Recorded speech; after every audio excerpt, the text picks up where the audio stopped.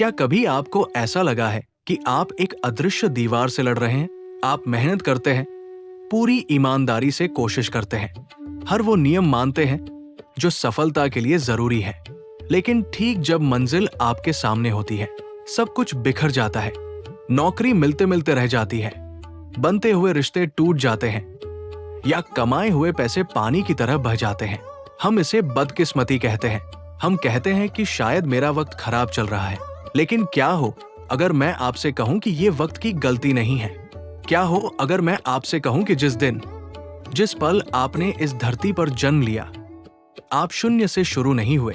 पश्चिमी दुनिया यानी वेस्टर्न वर्ल्ड हमें सिखाती है कि हर बच्चा एक क्लीन स्लेट यानी एक कोरे कागज की तरह पैदा होता है। लेकिन हमारे वेद, हमारे प्राचीन ऋषिमुनि कुछ और ही कहते हैं। भारतीय दर्शन के अनुसार आप इस दुनिया में खाली हाथ नहीं आए हैं। आप अपने साथ एक बहुत बड़ा नेगेटिव बैलेंस लेकर आए हैं। जी हाँ, आप कर्ज में पैदा हुए हैं। ये वो कर्ज नहीं है जो आपने बैंक से लिया है। ये वो कर्ज है जो आपके अस्तित्व, आपकी सांसों और आपके शरीर पर चढ़ा हुआ है। हजारों साल पहले तैत्तिरीय संहिता में ऋषियों ने एक गुप्त रहस्य उजागर किया था, जिसे आज हम भूल चुके हैं। उन्होंने कहा था कि हर मनुष्य जन्म लेते ही 3 बड़े ऋणों के साथ आता है। इसे कहते हैं ऋणत्रय। जब तक ये स्पिरिचुअल डेब्ट नहीं चुकाया जाता, तब तक आपके कर्म, आपकी मेहनत और आपका भाग्य सब कुछ एक ताले में बंद रहता है। आप चाहे कितनी भी लॉ ऑफ अट्रैक्शन की तकनीक लगा लें या कितनी भी मेहनत कर लें, अगर ये पुराना खाता बंद नहीं हुआ तो नया रास्ता कभी नहीं खुलेगा। तो आखिर क्या है वो 3 कर्ज, और अनजाने में आप रोज कौन सा पाप कर रहे हैं जिससे आपकी तरक्की रुकी हुई है? चलिए जानते हैं वेदों के सबसे गहरे रहस्य को। ऋण को समझने के लिए पहले हमें कर्म और ऋण के बीच का अंतर समझना होगा। हम अक्सर सोचते हैं कि अगर हम अच्छे कर्म करेंगे तो हमारे साथ सब अच्छा होगा, लेकिन यही हम चूक जाते हैं। कर्म वो है जो आप करते हैं, जैसे किसी की मदद करना या मेहनत करना, लेकिन ऋण वो है जो आप पर पहले से ही बकाया है। इसे एक बहुत ही सरल उदाहरण से समझते हैं। कल्पना कीजिए कि ये जीवन या शरीर आपका अपना घर नहीं है, बल्कि एक किराए का मकान है। जब एक आत्मा मां के गर्भ में आती है तो उसे ये शरीर मुफ्त में नहीं मिलता। देवताओं ने आपको सांसें दी है, सूर्य ने आपको देखने के लिए दृष्टि दी है, धरती ने आपके शरीर को बनाने के लिए मिट्टी और भोजन दिया है। ये सब उपहार नहीं है, ये एक लोन है, ये एक उधारी है जो प्रकृति ने आपको दी है ताकि आप इस धरती पर रह सकें। शतपथ ब्राह्मण जैसे प्राचीन ग्रंथों में स्पष्ट लिखा है, जायमानो व ब्राह्मणे त्रिभिर्नवान जायते, यानी मनुष्य जन्म लेते ही 3 ऋणों का ऋणी हो जाता है। अब सोचिए, अगर आप एक किराए के घर में रहते हैं और सालों तक किराया नहीं देते तो मकान मालिक क्या करेगा? वो आपको घर से बाहर तो शायद तुरंत ना निकाले, लेकिन वो आपका जीना मुश्किल कर देगा। बिजली काट दी जाएगी, पानी रोक दिया जाएगा। ठीक इसी तरह जब हम अपना आध्यात्मिक किराया नहीं चुकाते तो प्रकृति हमारे जीवन में बाधाएं खड़ी कर देती है। अचानक सेहत खराब होने लगती है, बना बनाया काम बिगड़ जाता है, घर में बिना वजह क्लेश होने लगता है। ये प्रकृति का तरीका है आपको याद दिलाने का कि आपका पुराना हिसाब अभी बाकी है। तो आखिर वो कौन है जिनकी उधारी हमें चुकानी है? ये उधारी 3 अलग अलग शक्तियों की है, देवता, ऋषि और हमारे पूर्वज। आइए सबसे पहले समझते हैं उस पहले कर्ज को, जो अगर ना चुकाया जाए तो इंसान का भाग्य उसका साथ छोड़ देता है।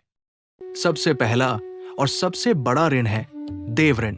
जब हम देवता शब्द सुनते हैं तो हमारे मन में अक्सर मंदिर में रखी किसी मूर्ति का चित्र आता है, लेकिन वेदों में देव का अर्थ बहुत विशाल है। देव शब्द संस्कृत की दिव धातु से बना है, जिसका अर्थ है वो जो प्रकाश देता है या वह जो देता ही रहता है। जरा एक पल के लिए अपनी सांसों पर ध्यान दे। ये हवा जो आपके फेफड़ों में जा रही है, क्या इसका बिल आपने कभी भरा है? ये सूरज जो रोज सुबह आपको रोशनी और गर्मी देता है, जिससे आपकी फसलें उगती है और आपके शरीर में जीवन दौड़ता है, क्या आपने कभी इसका किराया चुकाया है? ये धरती, ये पानी, ये अग्नि, ये सब देव शक्तियां हैं। हॉस्पिटल में जब किसी को ऑक्सीजन सिलेंडर की जरूरत पड़ती है तो उसे लाखों रुपए देने पड़ते हैं, लेकिन प्रकृति आपको ये सब मुफ्त में दे रही है, 24 घंटे बिना रुके। हमारा पूरा जीवन इन दैवी शक्तियों के उपभोग पर चल रहा है।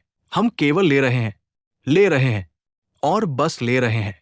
श्रीमद् भगवद गीता के 3 अध्याय में भगवान श्री कृष्ण ने एक बहुत ही कठोर चेतावनी दी है। उन्होंने कहा है, इष्टान भोगान ही वो देवा दास्यन्ते यज्ञ भाविता तैर्दत्तान प्रदायभ्यो यो भुंक्ते स्तेन एव सह। इसका अर्थ है, देवता तुम्हें जीवन की सभी सुख सुविधाएं देते हैं, लेकिन जो मनुष्य इन उपहारों को लेने के बाद बदले में उन्हें कुछ अर्पित नहीं करता, वो और कुछ नहीं, बस एक चोर है। सुनने में ये कड़वा लगता है, लेकिन सत्य यही है। अगर आप केवल प्रकृति से ले रहे हैं और वापस कुछ नहीं दे रहे, तो आप आध्यात्मिक रूप से चोरी कर रहे हैं, और एक चोर कभी सुखी नहीं रह सकता। जब देव ऋण बहुत बढ़ जाता है तो जीवन में इसके लक्षण साफ दिखाई देने लगते हैं। सबसे पहला लक्षण है शरीर का साथ छोड़ देना। हमारा शरीर इन्हीं 5 तत्वों से बना है। जब हम तत्वों का सम्मान नहीं करते तो शरीर के अंदर का संतुलन बिगड़ जाता है। दवाइयां असर करना बंद कर देती है, या ऐसी बीमारियां होती है जिनका डॉक्टर भी सही कारण नहीं बता पाते। दूसरा लक्षण है दुर्भाग्य। आप महसूस करेंगे कि समय आपके खिलाफ है। आप घर से निकलते हैं और बारिश तूफान बन जाती है। आप कोई काम शुरू करते हैं और अनचाही रुकावटें आ जाती है। ये संकेत है कि आपके आसपास का वातावरण आपसे नाराज है। देव ऋण बढ़ने पर इंसान को ऐसा लगता है जैसे पूरी कायनात उसे रोकने की कोशिश कर रही है। तो अब सवाल है, इस ऋण को चुकाया कैसे जाए? क्या इसके लिए आपको बड़े बड़े यज्ञ करने होंगे? नहीं, वेदों में इसका बहुत ही सरल उपाय बताया गया है। यज्ञ का मतलब केवल आग में घी डालना नहीं है। यज्ञ का अर्थ है त्याग और निस्वार्थ सेवा। देव ऋण चुकाने के 3 सबसे सरल तरीके आज से ही शुरू करें। पहला तरीका, पंच महायज्ञ। अपने भोजन का पहला हिस्सा अग्नि को या किसी प्राणी को दें। चींटियों को आटा डालना, पक्षियों को दाना देना या गाय को रोटी देना। जब आप किसी और जीव का पेट भरते हैं तो प्रकृति मान लेती है कि उसका कर्ज चुकता हो रहा है। दूसरा तरीका, सूर्य अर्घ्य। रोज सुबह सूर्य देव को जल चढ़ाना केवल एक रस्म नहीं है, ये कृतज्ञता है कि हे सूर्य देव, आपके प्रकाश के बिना मेरा अस्तित्व नहीं है। ये एक छोटा सा कार्य आपके और ब्रह्मांड के बीच के संबंध को फिर से जोड़ देता है। तीसरा तरीका, संसाधनों का सम्मान। पानी को व्यर्थ ना बहाएं, भोजन को थाली में ना छोड़ें। जब आप अन्न का एक दाना भी बर्बाद करते हैं तो आप अन्नपूर्णा और वरुण देव का अपमान करते हैं। याद रखिए, देवता आपसे धन नहीं मांगते, वे केवल सम्मान और संतुलन मांगते हैं। जैसे ही आप देना शुरू करते हैं, आपकी रुकी हुई किस्मत फिर से चलने लगती है। लेकिन रुकिए, ये तो सिर्फ पहला कर्ज था। एक और कर्ज है जो इससे भी ज्यादा गहरा है, जो जुड़ा है आपके दिमाग, आपकी बुद्धि और आपके ज्ञान से। वो है ऋषि ऋण। शरीर मिल गया, सांसें मिल गई, भोजन मिल गया, ये सब देवताओं की कृपा थी। लेकिन एक इंसान और एक जानवर में क्या फर्क है? जानवर भी खाता है, सोता है और जीता है, लेकिन इंसान के पास एक विशेष शक्ति है, विवेक। सही और गलत की समझ, ज्ञान, भाषा, संस्कृति, ये सब आपके पास कहां से आया? क्या आपने भाषा का आविष्कार खुद किया? क्या आपने ये जाना कि समाज में कैसे रहना है? क्या आपने योग, ध्यान या ईश्वर को खोजने का रास्ता खुद बनाया? नहीं, ये सब आपको विरासत में मिला है, और ये विरासत हमें दी है हमारे ऋषियों ने, सप्तऋषियों ने, वेदों के रचयिताओं ने और महान गुरुओं ने। यही है हमारा दूसरा कर्ज, ऋषि ऋण। हम अक्सर सोचते हैं कि ऋषि मुनि केवल वे थे जो जंगलों में तपस्या करते थे, लेकिन सच तो ये है कि वे चेतना के वैज्ञानिक थे। उन्होंने हजारों साल पहले हमें बताया कि मन को शांत कैसे रखना है, समाज को कैसे चलाना है और जीवन का उद्देश्य क्या है। आज हम जिस नॉलेज का उपयोग करके अपनी जिंदगी जी रहे हैं, वो उन्हीं की देन है। लेकिन आज की पीढ़ी की समस्या क्या है?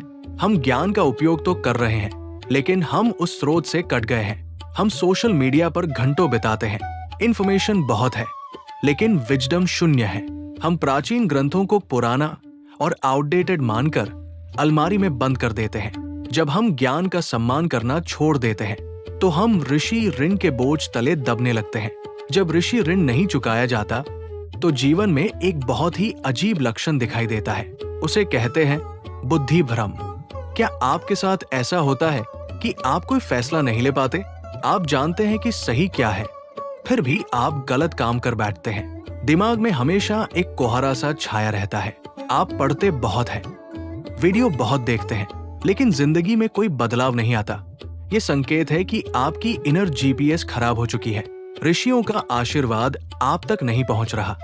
जब हम ज्ञान का अपमान करते हैं या ज्ञान को केवल बहस करने के लिए इस्तेमाल करते हैं, तो सरस्वती रुष्ट हो जाती है। इंसान की सोचने की शक्ति कुंठित हो जाती है। तो इस भारी ऋण से मुक्त कैसे हो? ऋषियों का कर्ज कैसे चुकाएं?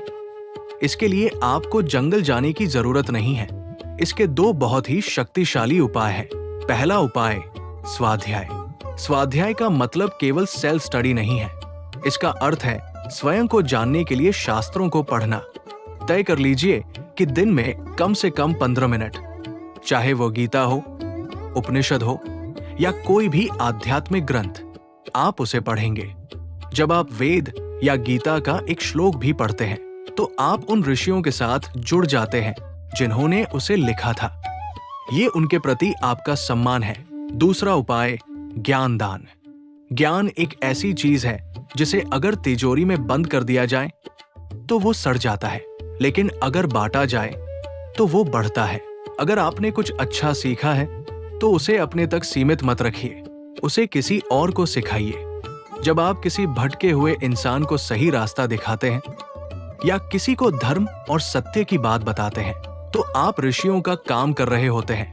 तब आप केवल एक कंज्यूमर नहीं, बल्कि एक चैनल बन जाते हैं। जब आप स्वाध्याय करते हैं, तो आपकी बुद्धि तेज होती है, ऋषि ऋण उतरने लगता है और जीवन में स्पष्टता आने लगती है। तो हमने देवताओं का कर्ज देख लिया, ऋषियों का कर्ज देख लिया, लेकिन एक कर्ज अभी भी बाकी है, और ये कर्ज सबसे ज्यादा भावनात्मक है। ये कर्ज आपके खून में है, आपके डीएनए में है। ये कर्ज उनका है जो अब इस दुनिया में नहीं है, लेकिन फिर भी आप में जिंदा है। आइए जानते हैं तीसरे और सबसे गहरे ऋण के बारे में, पितृ ऋण। अब हम आते हैं तीसरे और सबसे व्यक्तिगत ऋण पर। ये वो कर्ज है जो आपके खून में दौड़ रहा है। ये है पितृ ऋण। जरा आईने में अपना चेहरा देखिए। आपकी आंखें, आपके बाल, आपकी त्वचा का रंग, ये आपका नहीं है, ये उधार है। ये शरीर आपको आपके माता पिता से मिला, उन्हें उनके माता पिता से, और ये सिलसिला हजारों साल पीछे जाता है। आपके पूर्वज केवल फोटो फ्रेम में लगी तस्वीरें नहीं हैं, वे जीवित हैं आपके डीएनए के हर एक सेल के अंदर। उनकी इच्छाएं, उनका संघर्ष और उनकी अधूरी यादें, सब कुछ आपके खून में बह रहा है। वेदों में कहा गया है कि हम पितरों की अमानत के वाहक हैं। हम वो माध्यम हैं जिसके जरिए हमारे पूर्वज आज भी सांस ले रहे हैं। ज्योतिष शास्त्र में इसे पितरी दोष कहा जाता है। अक्सर लोग इसे श्राप समझकर डर जाते हैं, लेकिन ये कोई भूत प्रेत की कहानी नहीं है। इसका सरल अर्थ है संपर्क टूट जाना। सोचिए, अगर एक पेड़ की जड़ें सूख रही हों, तो क्या उस पेड़ पर फल आ सकते हैं? नहीं। ठीक उसी तरह अगर आप अपने पूर्वजों को भूल जाते हैं, उनका सम्मान नहीं करते, तो आपके जीवन रूपी पेड़ की जड़ें सूखने लगती हैं। जब पितृ ऋण बहुत बढ़ जाता है, तो इसके लक्षण घर की चारदीवारी के अंदर दिखाई देने लगते हैं। पहला लक्षण है गृह क्लेश। घर में बिना वजह झगड़े होना, भाइयों में दुश्मनों जैसा व्यवहार होना। ऐसा लगता है जैसे घर की शांति किसी ने चुरा ली हो। दूसरा और सबसे बड़ा लक्षण है वंश वृद्धि में रुकावट। संतान न होना या संतान का गलत रास्ते पर चले जाना, यह संकेत है कि फ्लो रुक गया है। पूर्वज दुखी हैं क्योंकि उन्हें लगता है कि उनका नाम, उनका कुल अब आगे नहीं बढ़ेगा। इसके अलावा परिवार में किसी खास बीमारी का बार बार आना भी पितृ ऋण का एक रूप है। तो इस गहरे कर्ज को कैसे चुकाया जाए? कैसे हम अपनी जड़ों को फिर से हरा भरा करें? इसके 3 मुख्य तरीके हैं। पहला तरीका, श्राद्ध और तर्पण। श्राद्ध का अर्थ है श्रद्धा से दिया गया। साल में कुछ खास दिन, विशेषकर पितृपक्ष में, अपने पूर्वजों के नाम से जल और अन्न का दान करना। ये अंधविश्वास नहीं है, ये एक एनर्जी ट्रांसमिशन है। जब आप कृतज्ञता के साथ जल देते हैं तो वो तृप्ति बनकर आपके पूर्वजों तक पहुंचता है। दूसरा तरीका, वंश को आगे बढ़ाना, संतान को जन्म देना और उसे अच्छे संस्कार देना। जब आप एक नई पीढ़ी को तैयार करते हैं तो आप अपने पूर्वजों को नया शरीर देते हैं ताकि उनकी यात्रा जारी रह सके। ये सबसे बड़ा भुगतान है। लेकिन अगर कोई अविवाहित है या संतान नहीं है तो वो क्या करे? यही आता है तीसरा तरीका, सेवा और विरासत। अगर आप संतान पैदा नहीं कर सकते तो समाज को अपना परिवार बना लीजिए। कोई ऐसा काम कीजिए, कोई ऐसी विरासत छोड़िए जिससे आपके कुल का नाम रोशन हो। जब आप महान कार्य करते हैं तो आपके पूर्वज गर्व करते हैं और आपका ऋण चुकता हो जाता है। देव ऋण, ऋषि ऋण और पितृ ऋण। जब तक ये 3 खाते क्लियर नहीं होते, आत्मा को सच्ची मुक्ति नहीं मिल सकती। सन्यासी सब कुछ छोड़ देते हैं क्योंकि वे संसार से बैंकक्रप्ट घोषित होकर सीधे मोक्ष की ओर बढ़ते हैं। लेकिन हम जो गृहस्थ हैं, हमें भागना नहीं है, हमें चुकाना है। तो आखिर में वो कौन सी एक चीज है जो इन तीनों कर्जों को एक साथ खत्म कर सकती है? जब एक मनुष्य इन तीनों ऋणों को स्वीकार कर लेता है और उन्हें चुकाने का प्रयास करता है तो वो एक विशेष अवस्था में पहुंचता है। वेदों में इस अवस्था को कहा गया है अनऋण, यानी ऋण मुक्त होना। यही वो रहस्य है जिसे बहुत कम लोग समझते हैं। हम अक्सर मोक्ष की बात करते हैं, मुक्ति की बात करते हैं, लेकिन याद रखिए, आप किसी देश को छोड़कर तब तक बाहर नहीं जा सकते जब तक आप वहां के सारे टैक्स नहीं चुका देते। अगर आपके वीजा पर कोई जुर्माना बाकी है तो आपको एयरपोर्ट पर ही रोक लिया जाएगा। ठीक इसी तरह आत्मा इस संसार के चक्र से तब तक बाहर नहीं निकल सकती जब तक उसका अकाउंट बैलेंस शून्य नहीं हो जाता। अक्सर लोग पूछते हैं कि सन्यासी ये सब क्यों नहीं करते? सन्यासी अग्नि और कर्म का त्याग कर देते हैं क्योंकि उन्होंने संसार से अपनी पहचान मिटा दी है। उन्होंने अपनी पुरानी फाइल ही बंद कर दी। लेकिन हम जो गृहस्थ हैं, हम समाज के बीच रह रहे हैं, हम इस दुनिया का भोग कर रहे हैं। इसलिए हमारे लिए मोक्ष का रास्ता त्याग से नहीं बल्कि भुगतान से होकर जाता है। जब आप देव ऋण, ऋषि ऋण और पितृ ऋण चुका देते हैं तो प्रकृति आपको रोकने का अधिकार खो देती है। तब आपके पैरों की बेड़ियां कट जाती है। इसलिए आज से इन ऋणों को बोझ या सजा समझना बंद कर दीजिए। इन्हें एक धन्यवाद की तरह देखिए। सूर्य को जल देना थैंक यू है, ज्ञान बांटना थैंक यू है, माता पिता की सेवा करना थैंक यू है। जिस दिन आपका जीवन शिकायत से कृतज्ञता में बदल जाएगा, समझ लीजिए आप अनऋण हो गए और उसी पल सफलता के सारे दरवाजे आपके लिए अपने आप खुल जाएंगे। तो दोस्तों, ये था हमारे अस्तित्व का सबसे गहरा सच। हम केवल एक शरीर नहीं हैं, हम ब्रह्मांड के साथ एक निरंतर लेन देन है। याद रखिए, जब तक उधारी बाकी है, गाड़ी आगे नहीं बढ़ेगी। अब मैं चाहता हूं कि आप एक पल रुकें और अपने जीवन को ध्यान से देखें। आपके जीवन में कौन सा क्षेत्र रुका हुआ है?